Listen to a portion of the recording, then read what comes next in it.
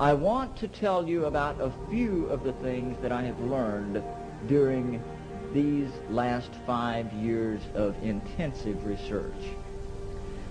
Perhaps the most startling thing that I can share with you is that all of the conspiracy theories that you've ever heard about one world government, about the UN takeover of the world, all of those conspiracies have now been laid to rest.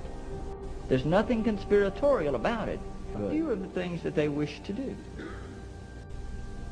Create a world-standing army under the day-to-day command of, who else? The UN Secretary General. They recommend the creation of a new economic security council, a unified worldwide banking scheme, currency. I have been challenged on the radio and in audiences like this, Mr. Lamb, there's no such thing as a global agenda. Hey, friend, you're absolutely wrong. Here it is. It's called Agenda 21. Agenda 21.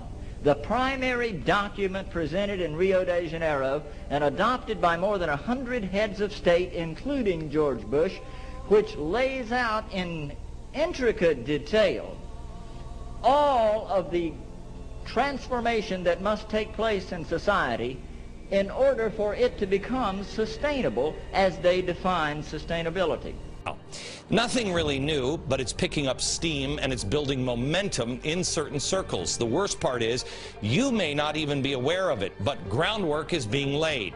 One of the main reasons for these same old tired ideas being revitalized is because those pushing globalism and government control on a global level have mastered the art of hiding it in plain sight and then just dismissing it as a joke. Their great example would be this: the United Nations Earth Summit, Agenda 21. Now, it has been adopted by more than 178 governments. I believe there's only 191 on the planet. Reading through the pages, it becomes clear sustainable development is just a really nice way of saying centralized control over all of human life on planet Earth. And living conditions will be intolerable. The droughts will be so bad there'll be no more corn growing. Not doing it is suicide. Just like dropping bombs on each other, nuclear weapons is suicide. So we've got to stop doing the two suicidal things, which are hanging on to our nuclear weapons and global. And then after that, we've got to stabilize the population. When I was born, there were what's wrong with the population? I mean, with too many people. Thank you, Laura. Rick, what does population stabilization mean, and how do you seek to enforce that? Well, we're not the epigones of Malthus, as some would have you believe, but the world population is a concern. Our concern is about American population growth and, of course, California. With 37 million people in California today, going to be 60 million people in the next 2 to 3 decades. So you have no idea. So, Rick, I can't. This is driving me crazy. You're driving me crazy. Our idea Do you have a plan, Rick?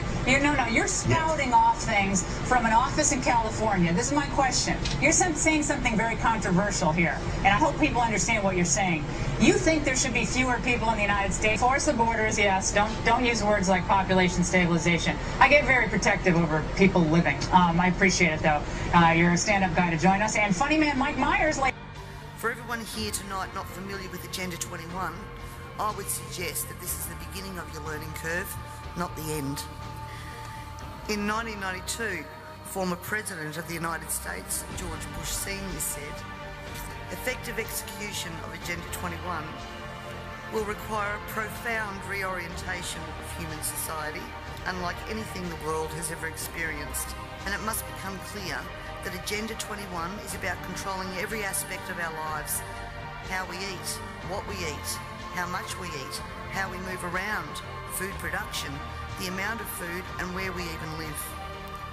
Dixie Ray, former Washington State Governor and Assistant Secretary for Oceans and International Environmental and Scientific Affairs, stated, Agenda 21 seeks to establish a mechanism for transferring the wealth from citizens to the third world.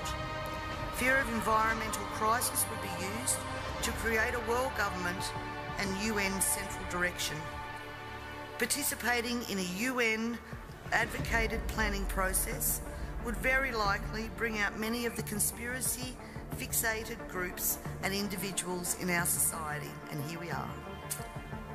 This segment of our society, who fear one world government and UN invasion, through which our individual freedoms will be stripped away, would actively work to defeat any elected official who joined the conspiracy by undertaking Agenda 21. So we will call our process something else. We will call it comprehensive planning, or growth management, or smart growth. We ended up with sustainable development. This government has been working overtime to take away our rights to common law through many pieces of legislation. This coming year, I promise you, you will also hear debate over a number of pieces of legislation that will further erode our common law rights. And you have to get behind me on this, ladies and gentlemen, to stop this from going through. As Agenda 21 became more and more apparent to me, I began using the line in Parliament that government was now declaring war on its own citizens. And that goes back as far as 2008. This, of course, led me to being labelled a conspiracy theorist. But here we are now, openly talking about Agenda 21 and the ramifications we will see in a short period of time if this is not stopped in its tracks. Coming up, if you don't live in a major metro area, you might want to pack your bags. Years ago, moving to the suburbs was a sign that you were making a better life for yourself and your family.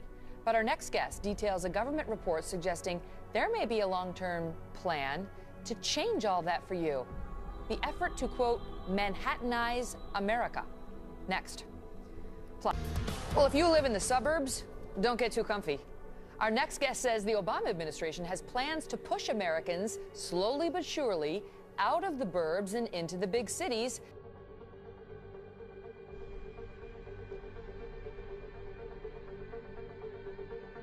Now to a controversial bill resurfacing in Congress.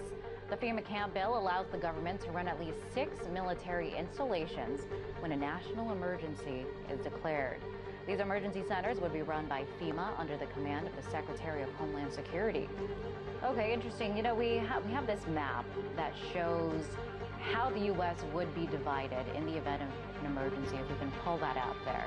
There it is. So this is how the U.S. will be divided into districts. You see 10 of them there. This is according to the National Emergency Center establishment. Effectively, the U.S. has been cordoned off into these different districts, and so these new emergency centers will be spread out throughout the United States in most of these eventually, and it gives FEMA and the Department of Homeland Security jurisdiction over what goes on in these places during a time of emergency. Particularly to hear President Obama claim the power to keep people in prison indefinitely with no charges against them, no conviction, no sentence, just imprisonment.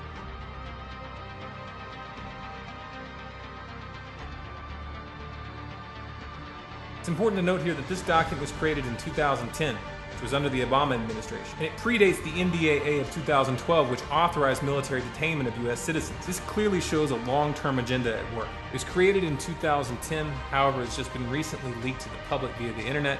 The document outlines military procedures for internment and resettlement of civilians, and it describes the layout and the administration of these internment camps. It clearly states on page 38 that it applies within U.S. territory, and it specifically addresses the detainment of U.S. citizens, as is indicated by the identification procedures for new prisoners on page 146, which states that social security numbers are to be recorded alongside their photograph and fingerprints. Included in the list of organizations which may be involved in these internment operations are the Department of Homeland Security, FEMA, the Department of Defense, and the United Nations. On page 260, it shows the basic layout for a facility focusing on detainment. It is depicted with interrogation areas, tribunal areas, and mortuaries. Each detainment facility is designed to hold 4,000 prisoners, and they are depicted with multiple levels of barbed wire separating compartments within the facilities, with a double barbed wire fence enclosing them, and watched over by 24 guard towers. Now, if there's any question whether these plans are active or just theoretical, this should be settled by the fact that the U.S. Army has been running ads for job positions in these camps since 2009, and apparently, they're still hiring.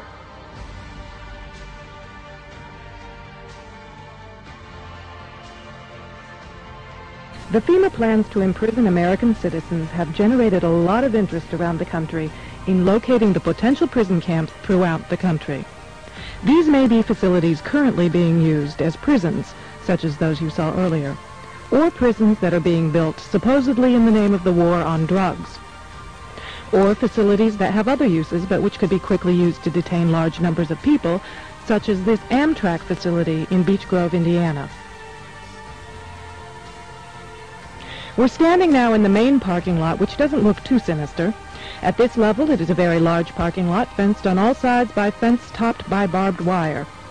It also has these electronically operated turnstiles.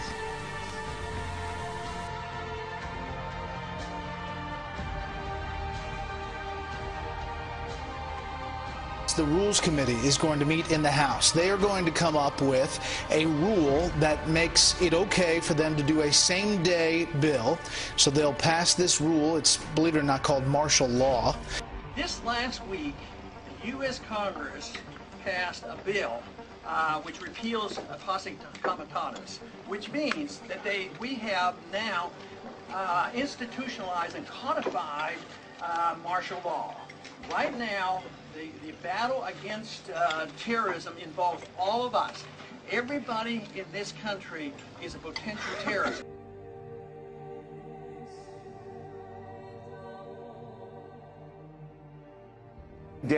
Senator Dan Inouye, who was the chairman of the Iran-Contra hearings, cut him off, said that deals with very sensitive classified information. We can't talk about it. And it was never really discussed. And there's been articles about it.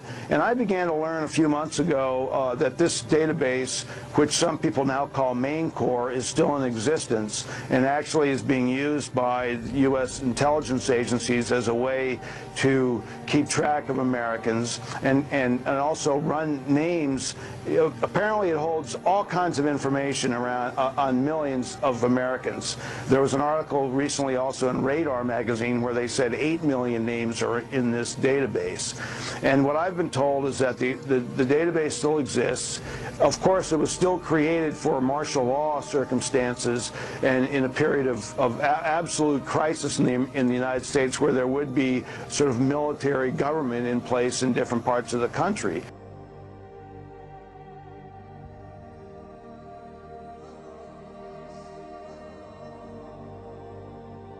Fine, but it was never meant that we would have this gigantic police force from the federal government. I mean, we had martial law up there, FBI and all these agents coming in and closing things down, going into people's houses. It's criminal that that people tolerated this so much, that we tolerated this martial law and total acceptance that they can come into our houses and we can't even go out of the house. You know, what if we wanted to go to the store and get a oh no, you can't do that. And yet, you know, yes, it was serious. It was a crisis. There were 3 people killed.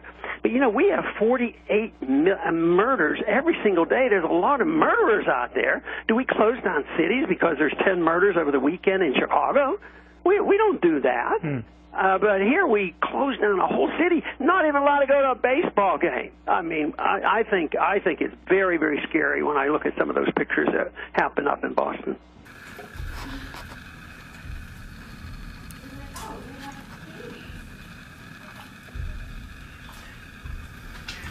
Yeah, this is our garage right now. What the hell?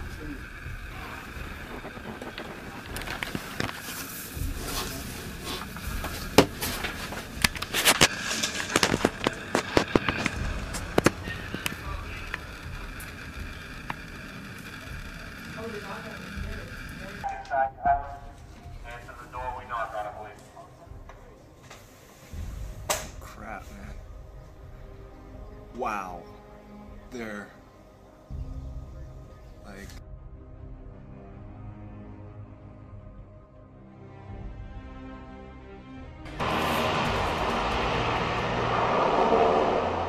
Pretty impressive, a display of international military might. Thousands of men and women from several different countries all landed on Camp Pendleton's beaches today. It's all part of a multinational exercise called Dawn Blitz. New at 5, 10 News reporter Joe Little was on the beach during that exercise and reveals why training alongside other countries has become part of the U.S. military's way of life.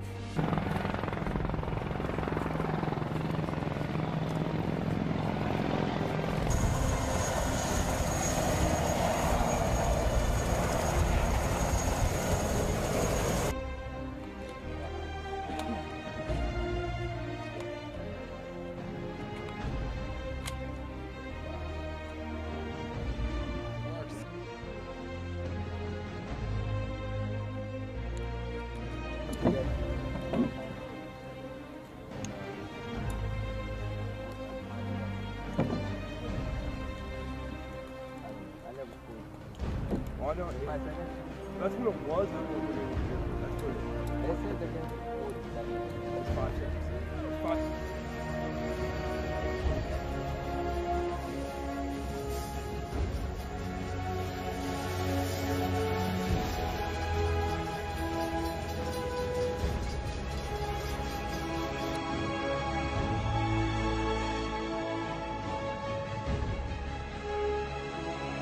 is. It is clear. It is abundantly clear that war is on the horizon. This Snowden mess, Michael Hastings, his whacking, his Breitbarting, all distractions to take your eye off the ball of Syria. But this war will be different. This war will be much more aggressive because world superpowers are positioning themselves for a global conflict. We have China, we have Russia, Vladimir Putin clearly indicating to the world that if the United States continues to interfere in Syria, there will be war. Iran has sent 4,000 troops, that's right, 4,000 troops of the Revolutionary Guard to Syria to back Bashar al-Assad. Now, of course, this is about oil, of course, this is about natural resources, but that is just touching the surface. This is about the economic collapse that is threatened and is threatening the United States as I deliver this video. These 0% interest rates, $17 trillion national debt and growing is unsustainable. And it's exactly why the United States now has to thrust itself in this part of the world. Blur the lines between what reality is and what's not, so that you can't see and the American people take their eye off the ball of the real truth. The war isn't about to begin in Syria. The Third World War isn't about to begin. It already has. We've been engaged in this global conflict for much longer than the American people realize. War, global war is here. War in Syria is here. And now China and Russia positioning themselves for an all-out conflict, an all-out engagement that will cost more civilian lives, get more people killed, more innocent Americans stepping on IEDs, and more drone strikes overseas on small little villages with a bunch of innocent children trying to read and write. That's what the United States continues to propagate in the good old USSA.